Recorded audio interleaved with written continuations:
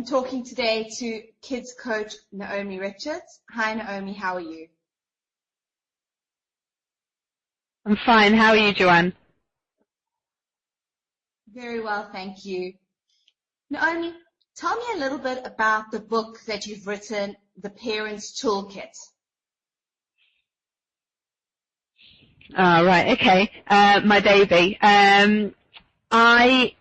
I wrote this book at the beginning of 2012, and basically what I wanted to do is, I've been working with children for over 8 years, and I felt I had all this kind of knowledge that what was I going to do with it? It was sitting in files, and actually what would be most useful is if I combined and compiled everything that I knew, all my knowledge and examples of case studies, and put them into a book.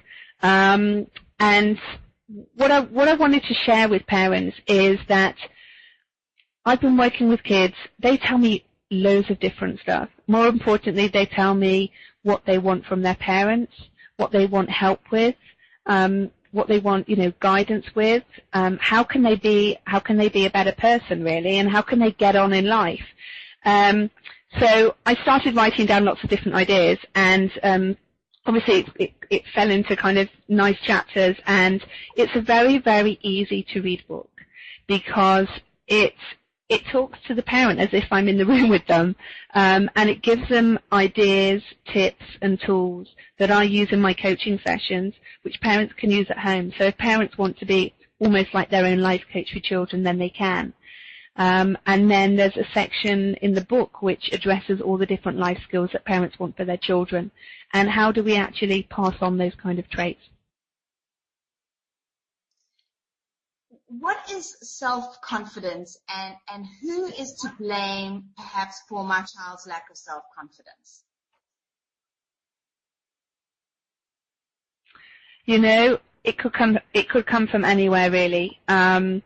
It could be from a flippant comment. They start school, they have to stand up and say something. Somebody laughs at them or mocks them or says something not quite nice. So it could be from that. It could be from, what we're saying, either in front of them or, when we don't think they're listening. So it can kind of come from anywhere, really. I think, obviously there are ways that we can deal with that and help them grow their self-confidence again. But I think when children are quite young, they're susceptible to kind of things that they hear, and again internalize them, and they're real. They turn into beliefs, and they're real. Why can lack of self-confidence often lead to behavioral problems?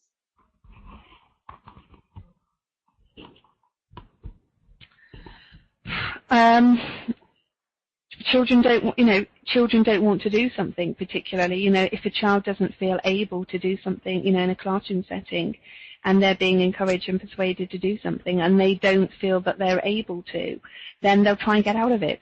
So that's when the kind of behaviour will start. And again, at home, really, you've got that, possible tantrum or, shouting or screaming to kind of divert the attention, really, of that child not wanting to help out.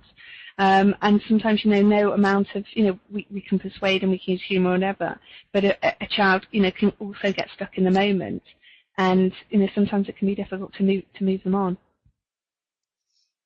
Are there any self-confidence building tips that you can give a parent that they could do at home with their child? Okay. There's different ways in which a child doesn't feel confident. It may be that they're, having to stand up in front of a class, for instance. If they need to do some kind of presenting or even just putting their hand up when the teacher asks a question and they're worried that they're going to get it wrong, then, I kind of challenge that. Well, what happens if you did get it wrong? What's the worst that can happen? So you get it wrong. What does that mean? And then start challenging the belief. If it's about standing up, then it's, I help them with their body language and that eye contact, and talking and that kind of thing. But also, we can help them with their self-confidence by getting them to try new things and getting them to see that they're able to do stuff. And talk about the past as well. They were able to ride a bike. They can do their shoelaces. Why did they do that? They did it because they needed to keep on practicing. And practicing is really, really important. That's how we become more confident at things. And show them what they've achieved. And then get them to realize actually they can achieve new things again.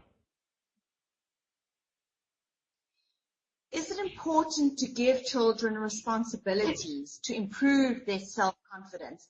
And if so, what would some age-appropriate responsibilities be?